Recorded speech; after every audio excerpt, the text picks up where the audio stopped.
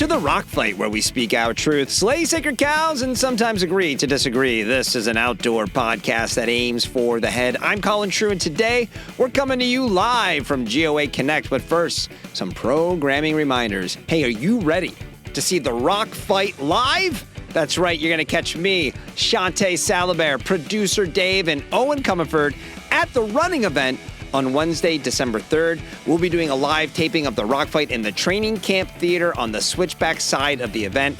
If you were at Switchback Spring, you know how much fun we're going to have. I hope to see you in San Antonio. Head to the running event. Also, be sure to follow the Rock Fight so you don't miss a thing here on the podcast. Follow Gear Abbey, the sister podcast to the Rock Fight, hosted by Shantae Salabert.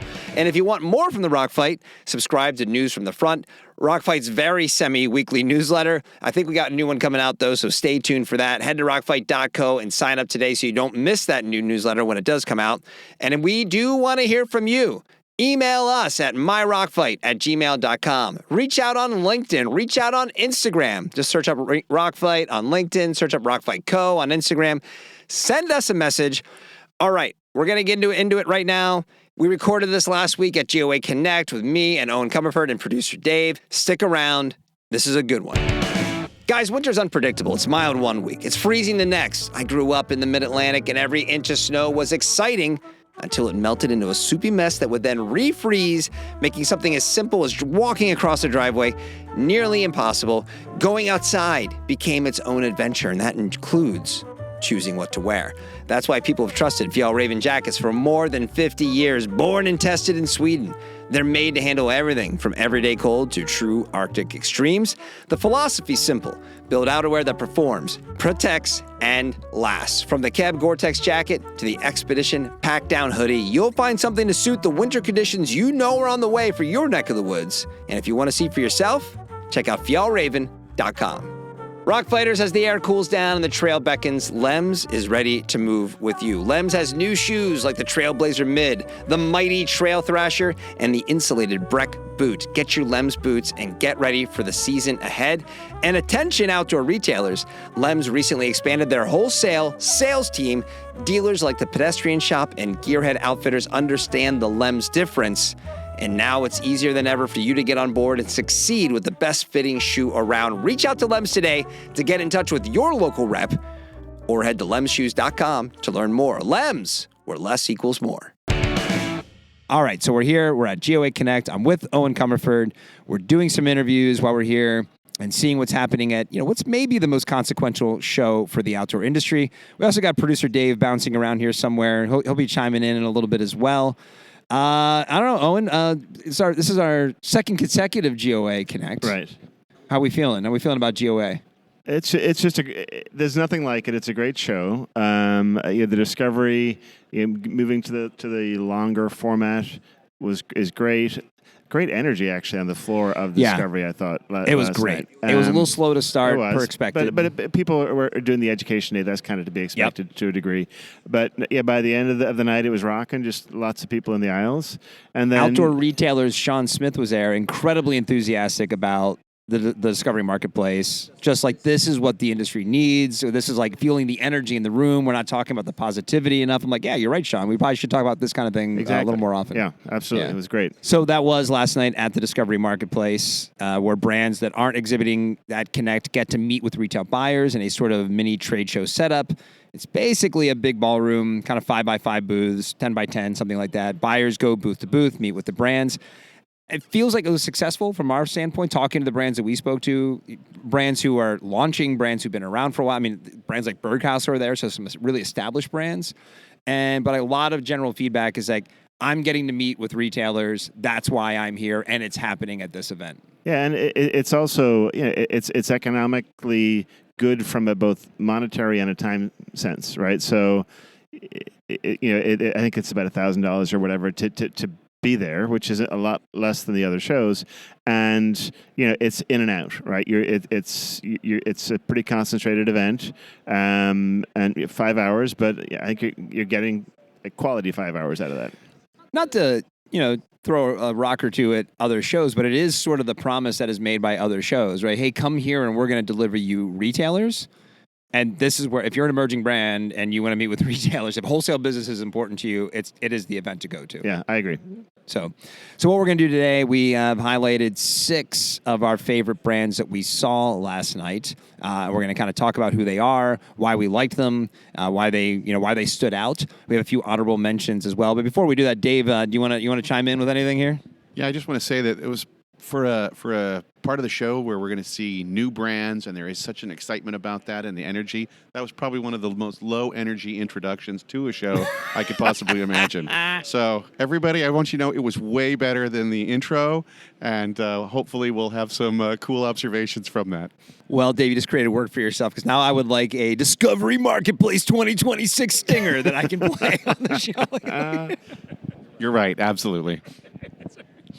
It's a little weird doing a podcast from the show floor, and a very quiet show floor, nonetheless, Yes, where I know right. everybody's listening to us right now. So whatever, we're going to go for it. That's just you, Colin, because you have host projection voice. So everyone in every lobby can hear you. All right, let's go through the list. Should we name all the brands or just go one at a time? Let's go. Let's keep the mystery of the other brands. Okay. Yes. All right. First up on our list, we got Rugged Road. Yeah, really interesting cooler brand. So if most of you are familiar with the Yetis or other similar roto-molded coolers, the way they make it is exactly that. They rotate the mold, so they create sort of the outer shell, and then they squirt the polyurethane foam inside it. Right. So it's double-walled with insulation in between, but it starts with the mold. Exactly. So it starts hollow, and then they fill it in. It makes for a great and extremely rugged cooler, but it's also heavier than hell, right? And so what these guys have is a patented process where they actually start with the foam. So they form the foam into the form that they want, and then they basically spray on a ruggedized sort of plastic layer on the outside. And so it's much, much lighter. I mean, for the same basic capacity, the same ice retention life, less than half the weight. So really, really a fun technology. The weight comes into it. Apparently, there's a performance enhancement in terms of the keeping things cold. But it does the weight. It's a complete. You can load it for bear. It will float. It's kind of like we're starting with a cooler. It probably doesn't sound that sexy, but I'm telling you, this was one of the more impressive things I think I saw. Just the first of all, whoever their sales rep who was there was like straight out of like sales rep central casting. I mean, just the guys like, I've got my shtick, I've got every joke, and you're gonna hear every one of them during my pitch. And I'm not bagging on the guy. No. Like, he was incredibly enthusiastic, and he's like, let's go. Here's what Rugged Road is all about. He's jumping up and down on the thing. He's showing us how he's made. He's got the little like sample of like what the construction looks foam, like. Yeah. And it just was like, it honestly got me excited. I've never been excited about a cooler before. It was just like, it was very cool. I really wanted one of these things when I was done with it. But it was an actual, everyone wants the big swings at innovation. Like, well, here's a great innovation story. Someone thought, and apparently it was the owner's kind of like, he's like 27 or something like that. Yeah. He's like, hey, you know what? Why are we doing it this way? Let's try and do it this other way. Huge weight savings, lifetime warranty. Lifetime by the way. warranty, yeah. I think you said Yeti's like 5 years. Yeah, 5 or 3. They've shortened it over time. But I think the interesting thing from I don't know if you call it sustainability perspective, but there's sort of a modularity to the design too, in terms of the hinges and the latches and all the things, so that if something does break over time, it isn't just, hey, throw it away, we'll send you a new one. It's, okay, well, here's a new latch, and everything just, you Allen wrench it in there or out. I really, from just a pure engineering design perspective, really, really great story. They also have an accessory, so standard on a cooler is like a little like valve or whatever at the bottom. You unscrew it and water can come out of it. This has one where you can screw it on. It actually it'll send temperature readings on the inside of the cooler to your phone. Right. Which I'm like, that is, no, but it's like, you think about if you're a Grand Canyon guide and it's week 2.5, 3 on the Grand Canyon, you're like, oh, I hope our meat didn't spoil for tonight. Like, you're going to be able to know if it's still cold inside the cooler. Yeah, very cool. That's the ice-timeter, Colin. I just want you to know the Bluetooth plug. Yes. Yeah. No, it really is. No, isn't that awesome? That's great. And I think, too, we're actually glazing right over the most important part of this cooler is the fact that it floats upright.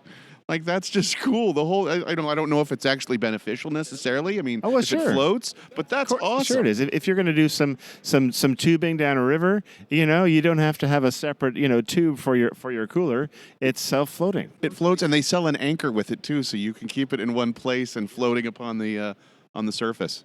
Yeah. So again, this is one of those categories where it's like, first of all, you think, what can you do with a cooler at this point, right? Also, by the way, roto-molded, there's the only other category that gets used is what, kayaks? Or kayaks is big coolers? Pretty much. I mean, rotomolding has been around for a long time. That's what I really appreciate about this is that everybody is kind of trying to do the Yeti thing, and they're just coming at it from a whole different angle. Price point's actually just very similar to Yeti, so this is not a bargain basement cooler. $375, I think, was the base MSRP. Yeah. All right, next up, actually, should we let producer Dave introduce Vessel? Because he was really excited about Vessel. Oh my gosh. Came, guys, you got to see this. You got to come see the Vessel. Vessel, yeah. So many of you probably already know Vessel. So what are they doing in the Discovery marketplace? But it's to be discovered because the new Vessel, right? They've kind of figured out their position a little bit, found their niche, and taken right to coffee. And it is the coffee specialist tumbler creation kit. Their whole thing is about their tagline now. They started as a prepper brand, basically, right? It was about getting these tubes with all these kind of tools. If you were like kind of like a functional go bag in a way, and they have pivoted now fully on the coffee side. They got well known for their hand grinders, and then they said that now their tagline is drink coffee outside. They're trying to get more people to hang out outside and drink coffee, and this is a way to empower them to do that. We should also say, by the way, Vessel is VSSL. So if you're trying to figure out what the hell we're talking about, it is. Which I think it's hilarious that as a coffee brand and as a tumbler and coffee maker brand, it makes perfect sense. It didn't actually make sense before when they were a prepper brand that didn't do any of those things. Right. Now it is a true vessel for your liquid gold. Exactly. It's one of those brands that this is a highly competitive space. They have a unique design language that you recognize from across the hall, like, oh, that's interesting. I will say in the most loving way, they're totally over-engineered, and that's what I love about it. I mean, just even the dial that seals it at the top, the grinder's a work of art. I mean, it's a beautiful piece. Dude, describe the product. What is it? Tell people what it is. It's called the Nest Pour Over Kit, and basically what it is you've got it's a 3-stage thing where you screw off if you think of it like an old thermos flask, right? But it's all a big cylinder. You take off the top, that's your cup, right? And then below that there is then a pour over funnel for the mug below. You can screw that piece off. There's another mug on the bottom. It comes with a reusable stainless steel filter for the pour over, and the lower area also then stores the grinder. This beautiful conical burr hand grinder. So it's all in one unit. Really, I'm an engineer by background here. So from an engineering perspective, just a beautiful piece of kit. Their whole thing is coffee for two. Yes. And the way we're looking at it, we immediately went and got a sponsor and friend of the pod, our friend Lloyd Bogle, to come see this, because it kind of struck me as, look, this could either be your just ultimate car camping setup. This could be, I'm going to carry this on a day hike so I can make some coffee in the backcountry. This could be your luxury item, even if you're kind of a weight weenie, just I'm going to carry my coffee thing. But there was just a lot of really interesting things from an innovation standpoint. The fact that it's just coffee, the fact that it's a brand focusing on coffee. I can forgive them the lack of vowels in the name of their brand. That's fine. But but it was of course, the funny thing is then Lloyd was really only interested in the stainless steel filter. Of course. Mr. Ultralight. Yeah. Yeah. It's I don't know about this whole coffee solution thing, but that filter. I can hold that filter with my hands, burn my hands while I try to pour coffee through it. Yeah. The guy knows his customer. He knows he's going to sell 1,000 of those things and none probably of the actual big, heavy stainless steel coffee systems. Right, yes. Do you make it in titanium for $1 million? I will buy it. But just kind of like the rugged road. I mean, we go around, and so I guess a little bit more context for the listener, there's 60-plus brands. They're all trying their best. They all want to get into these GOA accounts. It's why they're there. And some of them you're walking by, you're like, oh, yeah, there's some outdoor stuff in that booth. And this is one of those booths where you went up, you're like, oh, I want to see what they have going on. That's interesting. Well, that's a great point. And, the grinder and the coffee brewing bundle was almost what you discovered when you came up to it. But what got me there was the actual aesthetics of the tumbler. And I was the seller of the tumbler category, a couple weeks ago, right? But I have to say, this stood out in terms of its color curation configuration, the shape, the material usage. It's got kind of a rubber stopper at the bottom. It kind of gives it a little bit of hold. Like I said, there's this device at the top that seals the kind of the vacuum. So it's definitely unique in the space, which I didn't think there was any room to do that in. Okay, next up, look, we're gonna go a little what you would expect us to where you would expect us to go. We got 2 footwear brands. Whoa. All right. We're not going to do anything in trail running, are we? I mean, what? We're contractually obligated as the voice of the outdoor industry to talk about trail running at least once every episode. Oh, okay. I didn't realize that. Okay. Well, no, we actually saw normal. And normal. And normal. Normal. Normal. Yeah, we did have to ask Connor, who was working the booth, why there's the extra N. I'm sure there's a reason. There's a brand reason. I think it's so that they could get the URL, actually. Yeah, right. Actually, if you do know this, don't write us. If you have a good idea of what it should stand for, that's what I want you to send to us. myrockfight@gmail.com. So when we did a couple weeks ago, we did our 3 brand analysis of trail running brands, Speedland, Norda, and Mount to Coast. And we mentioned Normal was a brand that we wanted to try, and we have not spent much time really looking at the brand, or none of us have tried it. So we went and checked them out. I got to say, I was surprised. I thought it was going to be very La Sportiva-ish in terms of kind of that more Euro, narrower Salomon kind of fit. Actually, when you flipped it over, a lot of the models looking at the outsole of the brand remind me a little more Hoka style, kind of wider underfoot, or Mount to Coast or Norda or whatever. Overall, good looking product. And the thing that I would say, my key takeaway was the gentleman, Connor, who was working the booth, had listened to our episode, heard what we had to say about those other brands. Normal's whole thing is built on the fact of more miles, the shoes lasting longer than other trail running brands. So much like Mount to Coast, much like Norda, they want to get at least double the use out of a pair of shoes that would has been typical. And their price points they're maybe not quite down on Mount to Coast range, but they're sub $200 for some of their models. $175, what have you? Yeah. So really interesting story. And then I didn't realize the whole Killian Jornet of the whole thing, right? And that he's the founder. That he's the founder, but also that it's actually Camper is and to those that aren't familiar, Camper is a really cool Spanish footwear brand, really more in the fashion meets street kind of vibe. Very interesting product. And so looking at the shoes, you can definitely see some of that influence. It isn't just pure performance. There's a definite design aesthetic to these shoes that I think does set them apart. Like even some stitching, for example, of the upper to the sole, that kind of thing you really don't see as much in trail running. I think that's what absolutely sets these apart is the design language and the visual aesthetic. For me, stepping into their booth was like stepping into trail running of the near future. That one day we will live in this, but right now, no, us mere mortals cannot. But no, and I think the Camper thing really does explain why they look very well made. There is that little detail piece to it, the stitching aspect. I know it's hard to talk about, on a podcast, but it really adds a real texture to the what is otherwise kind of, all the performance materials that go in these things. Right. It just adds depth. And they have this innovation that they're called, I think they're called laces. And they it's just only one set, though. Only one set of laces. Take note, Mount to Coast. All right, so that was normal. And Connor is going to hook us up with some shoes. So it does seem like the next round of trail running evaluations is on. I think we're going to also pursue Satisfy and potentially Kylus Fuga. Have you guys seen Kylus Fuga? I saw them on the list from Trailwaves of some of the. So maybe that's a third brand. We'll look at that. Okay, this one is for all the gear makers out there. The biggest barrier for killer new products is sourcing the right fabrics. Working with mills is a pain, and too often you get stuck with whatever sort of fits. Well, what if we told you there was a partner who works with you to design, source, and curate fabrics that enhance your product line? That partner is Ripstop by the Roll. Ripstop by the Roll is your one-stop shop for the perfect fabric solution to your next hit piece of gear.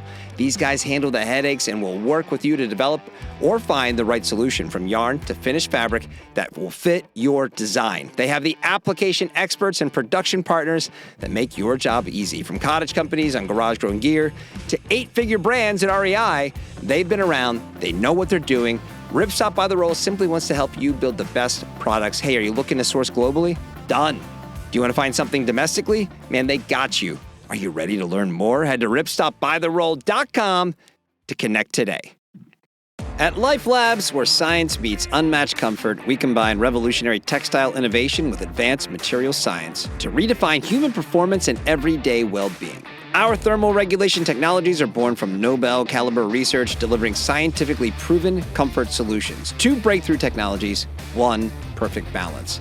Life Labs pioneers both sides of thermal comfort with our proprietary systems, Warm Life technology, intelligent temperature regulation and body heat retention for lightweight, uncompromising work with optimal breathability, and Cool Life technology, continuous cooling when you need it the most.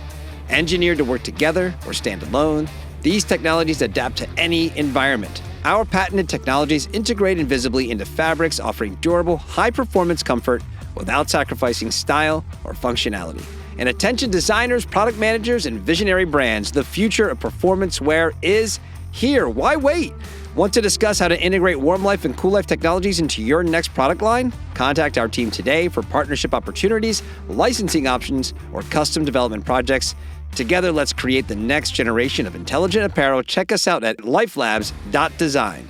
Life Labs, the future of feel-good performance. All right, well, that brings us then to our next brand, which has to come with a disclaimer because they are an advertiser here on the Rock Fight.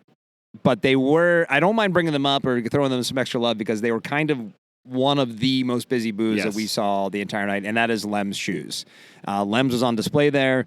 If you've been listening to the show, you know they've been advertising here. And one reason they've been advertising here is because Lem's has been around for about 15 years, but they really want to develop their wholesale business. So that's why they have chosen to advertise on the Rock Fight. And this, to me, felt like a little bit of an announcement showing up. They had a ton of reps, a ton of people, talking to some retailers who sat in at buying meetings at GOA Connect during the education day.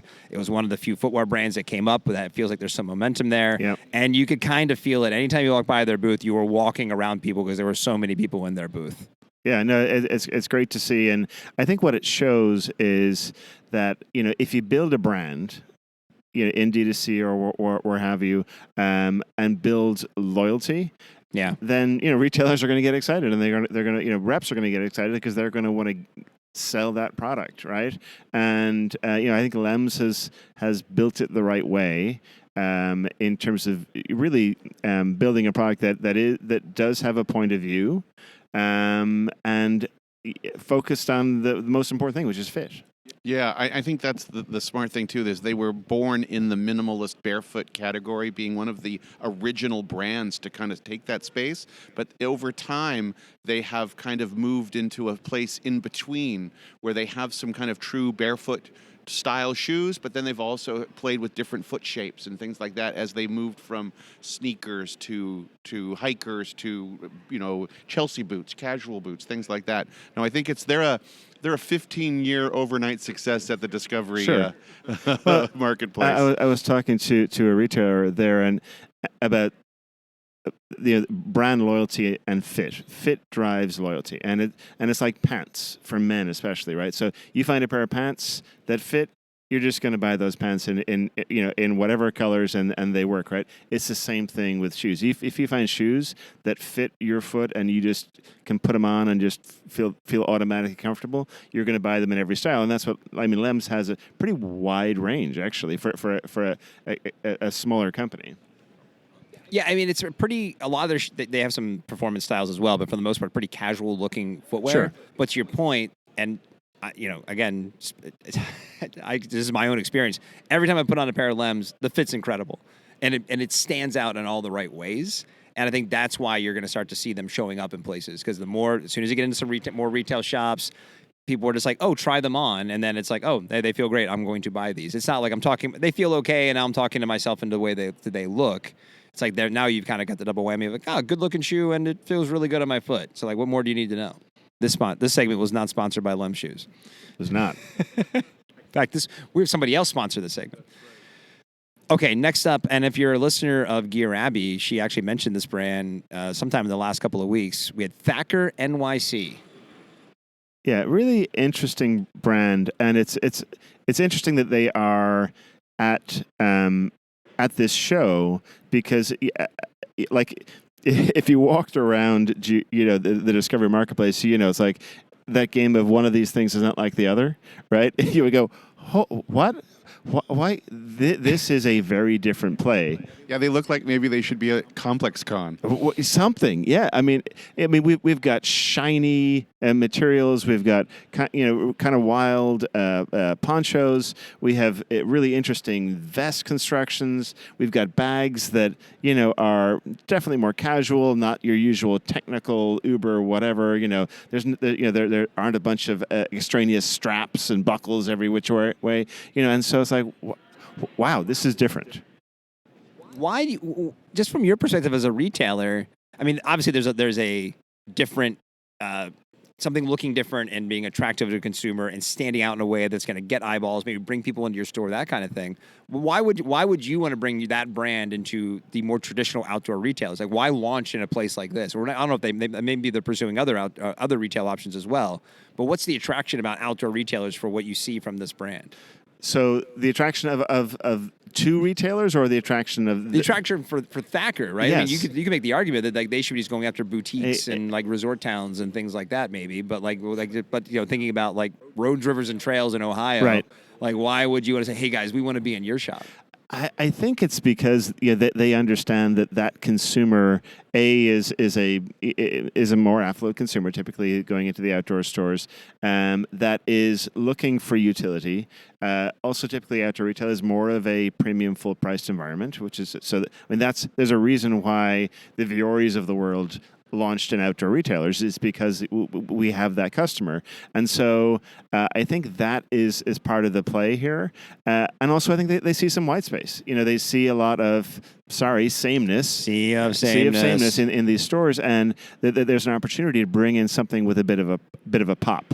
So, the reason why, let's say, a Moose Jaw would have looked at a brand like this is because it's like the jewelry of the store, right? It gives you that pop, that really interesting piece that, so just to describe some of the products here, one of them is this, it's like a vest, if you will, that has pockets on it, but not like an angling vest. It's really interesting. It's kind of a combination between an angling vest and a tactical vest, yeah, but lightweight and not zippered, but a lot of pockets. A lot of pockets. But then the other interesting thing is it's one size fits all. And you're like, how the heck does that work? It's because the side panels basically have that have pockets have Velcro that wraps around to the front, so you can go from a small up to an extra large. And so they're trying to address the issues of SKU intensity and having these different things. Also the versatility of the product, so that you could wear it you can wear it under something next to skin, or you could wear it over something else, right, for the same person. Right. Different adjustable sizing. Well, you hit on again how it maybe fits into this mix of let's call it traditional outdoor gear. It's really a layer. Yes. And it's an aesthetic and a stylish layer, but still works within it. Like ponchos and packs are a big part of their line too. Use of material in terms of lightweight. You're never going to be the most technical part of your layer, but it certainly works with the other things that you're wearing. And, definitely points for stand out. Their color matching is really good. They're really brights. Like you said, there's some stuff that's really shiny. It definitely has a design point of view, and we'll see if they can carry that. To me, the interesting thing, though, is going to be will outdoor retail embrace this? Because, we talk about this all the time here, but the reality is, in many cases, outdoor retail is a lifestyle fashion store, right? That's what it is. And this product is definitely lifestyle fashion, but is it too much on the nose to where we're basically sort of we're breaking the third wall here, and we're going, okay, yeah, I guess we are kind of fashion. So is there the danger there? There's definitely like going to be the stores who are just like, oh, I'm going to try this for fun and see, like, give me minimum orders and want to put it at the front of my store to your point to kind of pop. And there's going to be some people who are going to be like, ooh, nah, I'm a little too conservative for this. Right. I'm kind of curious, like, what does it become? Because obviously I don't look at their current line. I think it's a great entryway to be like, bang, we're hitting you over the head with something that you have not seen before. How does it evolve? Does it go a little more mainstream outdoor? Does it just go a little more just kind of regular everyday wear? Right. Or is it always just going to be, hey man, something really kind of crazy and weird is coming out of it, and it's going to develop this reputation so that people will buy it because it's like, hey, it's like a Supreme effect, like the next great thing from Thacker's coming out. Yeah, I don't know. Yeah. It'd be interesting to Could watch. be. I mean, I think that the bags and the totes are probably going to be the core. Really, that's probably the most accessible element of the line. But don't forget the poncho and the poncho. But if they can build up use these other items, almost like the vests, etc., as these breakthrough products that just get attention, and position the brand in that sort of upper echelon. All right, so that's Thacker NYC. Last one on the list before we get to some honorable mentions, LuxFly.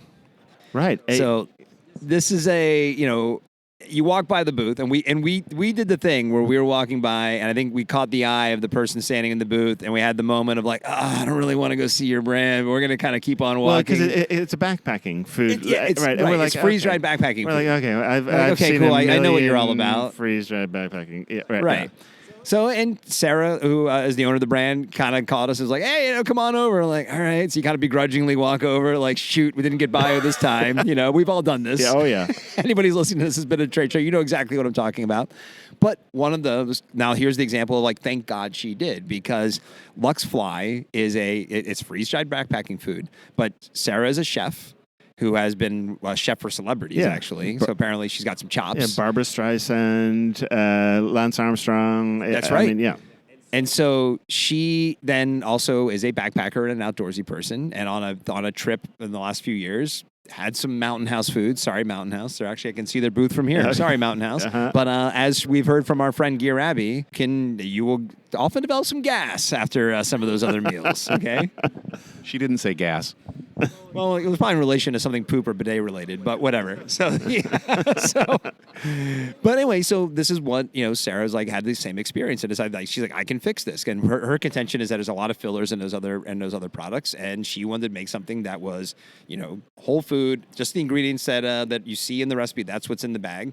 And that's what she did. And now she has a more premium sort of elevated backcountry meal solution. Right. I mean, yeah, these are gourmet meals with gourmet ingredients produced by a gourmet chef. I mean, we're talking like her mushrooms and biscuits and gravy has shiitake mushrooms in it, right? And these are fresh ingredients that are then freeze dried, and then the French onion soup. Apparently, somebody was raving about like the best French onion soup they've ever had. Like not just in general, right? not just like like this is a gourmet restaurant quality dish. So and price point, yes, it's a little bit of a premium price point relative to some of the other brands, but not crazy. Certainly, I mean, if you want to treat yourself on your backpacking trip, this is really an interesting way to go. Now, the one thing I'm curious about, and Sarah, if you're listening to this, is that I think this is a lesson for people who attend this event, right? Because she sort of buried the lead of what was cool about her brand, right? So we went and she went very matter of fact about the products, and at that point, I'm like, okay, so you're making freeze dried backpacking food. Oh, it's a little bit better. And so, Dave, I guess question for you is like, as these brands are entering into the space, wouldn't your advice be to kind of, hey, hit them over the head about what's interesting about you and the brand before you even get into what's different about the product? Yeah, that's a really great point, because when you look at the logo is nice. It fits kind of the offering. It just feels a little elevated. But this idea of created by a chef, that there is a kind of a gourmet aspect to this. I mean, even the idea that it won't give you gas is a more interesting, that you do not have to sacrifice on the trail in the backcountry. You can have good food that doesn't make you feel bad. Those are the things that I would want to put up front in terms of leading the consumer to understand the brand that they might not have seen, because the dishes are really interesting. I mean, brioche French toast with organic strawberries and organic rhubarb, black and blueberry shortbread cobbler. You can see where my head is at. Banh mi curry noodle bowls, that kind of, it goes on and on and on. And, all of the brands are doing a good job of bringing new offerings here, but it just seems here that it kind of lives up to the promise. Yeah, now to be fair, we didn't get to try anything. So it could be terrible. Colin, I do have one, and I will be reporting back here on the chili Chili Rianos with organic portobello. Nope. Chili Riano. Releno? Yeah, and that was I don't want to say it. Never mind. No way. I'm leaving that all in. That's staying in. Rianos. So. Yeah. Well, anyway, so like it's we're excited. We'll get the feedback on another episode, Dave. If what you think. But even still, like just it was cool to talk to Sarah. Cool to hear her story. And here's another example, kind of like Rugged Road of what you might consider, it's a kind of a tired or a category that we've seen everything. Here's something new. Yeah, a mature cat. Thank you. Yeah, Dave just threw in a better word. And lots of variety. So there are gluten-free options, there are vegan options, but it's not like that's all they do. It's like it's like a menu in a high-end restaurant. You can have those options in the menu, or if you want to have the barbacoa tacos, we've got that too. All right, so just some quick honorable mentions. Walking around the floor last night, we had Ciele. Ciele? Ciele? Ciele. Yes. Hat brand from Montreal. Yeah. Who are new leadership there. Gentleman Corey just came over from a long time at Ultra and Smartwool, kind of a VF guy, who's now take over the reins there. The brand is kind of, you kind of see their hats They're around. kind I of never popping, think much about them. I think they must do other things, but mostly they're known for their hats. But they also have apparel. Yes. Yes. And apparently is resonating very well in the endurance world. So they were cool. Swanee. All right, let's talk about Swanee for a second. Swanee, it was, I think this was just like, hey guys, we're still here. Yes. Right. Yeah. Well, right, kind of one of those brands where, like, we talk about the on our top 5 things, like if you're opening a store, what would you carry? Like, no one would begrudge you if you're like, yeah, I carry Swanee for winter gloves and things like that, right? It's like that's just kind of one of those brands. Sure. But sounds like in talking to the folks there, again, new management, that it's sort of, been coasting off of, a long time of being one of those brands. Right. And now they went in, they cut a number of SKUs that didn't make sense. They've added some new product, and it's really trying to just reinvigorate the brand and just getting back out in front of retailers and saying they want to, let's work together, let's build this thing. But yeah, beautiful product. Yeah, and Dave, they mentioned that they had no marketing budget effectively when they took over, and now they have tripled that. I think it goes to show that even if you are an established brand, it still pays to maybe put your name out there sometimes. Well, see, Colin, this is why you have to be able to read between the lines here as an experience. When they have zero marketing budget and they triple it, it's still zero. They still have zero marketing budget. Got to start somewhere, though. That's right. So yeah, but good to see what's going on over at Swanee.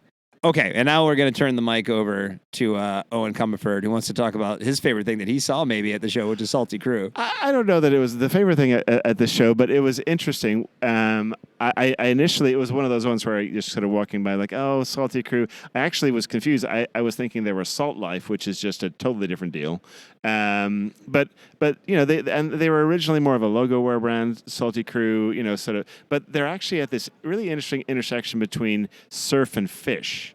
Right, so they're this surf fishing brand, but my very favorite thing was what actually Dave coined as DBR, durable blood repellency, because they had this flannel that for if you're out on the open seas, you're doing some fishing, it's getting a little chilly, you're going to put that thing on, but you're gutting some fish, you get some blood on a non-DBR flannel, and it's shot basically. Yeah, and I'm a little disappointed we didn't cover this in our earlier interview when we were talking about performance materials and PFAS. Like, where does DBR fit into that? Does it work without PFAS? For sure. And but no, like, I just love the idea of that application. That makes a lot of sense. It's and maybe if we start to see it in more practical, functional work environments, like then it would actually build kind of currency around it, because seeing it for the first time in a lifestyle kind of garment is what kind of is a little bit like, oh, wait a minute, but I get it. I totally get it.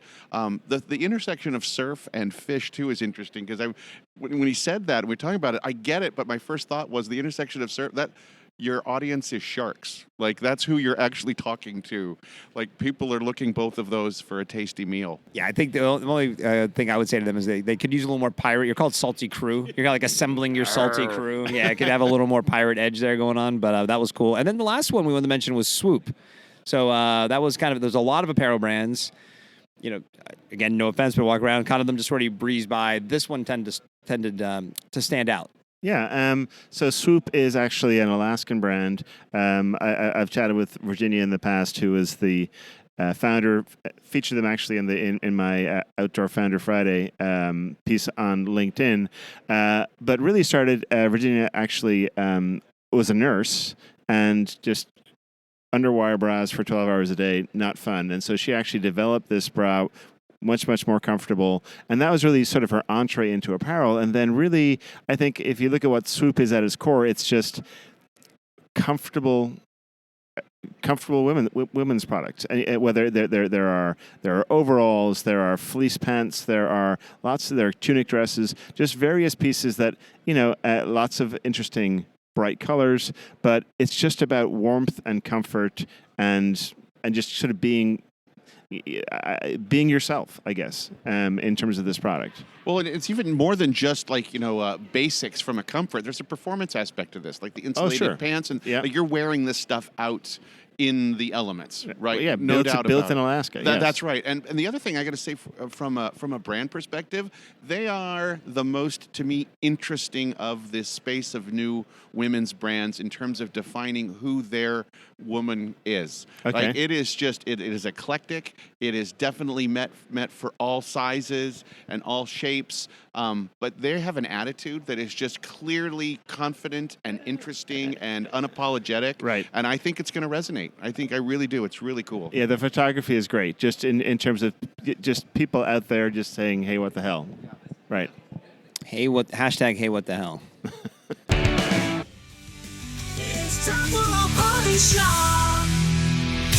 All right, it's time for the parting shot presented by Garage Grown Gear. I'm recording this, obviously, since I have now left Kansas City. And this is a pretty simple parting shot today, guys. And may sound like a small thing, but it's kind of a big thing. I'd like whoever is in charge of every major airport in the United States to drop what they're doing, fly to Kansas City, provided that they can get on a flight that won't be canceled, and take a look at the all-gender bathrooms at Kansas City's airport. And I'm not kidding. The all-gender bathrooms in Kansas City's airport are a goddamn revelation. You go in there, you walk in, there are dozens of stalls that are kind of akin to what you find in a European airport bathroom with ceiling-to-floor doors and walls, so you can actually have privacy. And above each door is a light that glows green if the stall is available and red if it's occupied. You go in, comfortably and quietly do your thing, wash up at the communal sink, and you're on your way. I can't stress how nice these bathrooms are because you have the privacy, they can be used for any gender, and they were super clean. And look, this is why I'm not kidding around with this. Traveling for work or for pleasure is a major gastrointestinal disruptor. You get out of your routine, there's the potential to be in different time zones, and all of that leads to, let's just use the word, irregularity, okay? As a veteran of business travel in the outdoor industry, I can tell you, any little convenience that leads to a more comfortable traveling experience is something that can't be overrated. So my parting shot is to all the crappy airports out there that make the travel experience worse when I now know that there's one airport who has figured it out. Good job, Kansas City. If you're heading to KC, you're going to see what I'm talking about. If you're from KC or you've been through KC, you're going to know what I'm talking about. It was awesome. If I ever am back at a job where I'm on airplanes every week, I will be happy to pass through Kansas City, Missouri. All right, and that's my parting shot.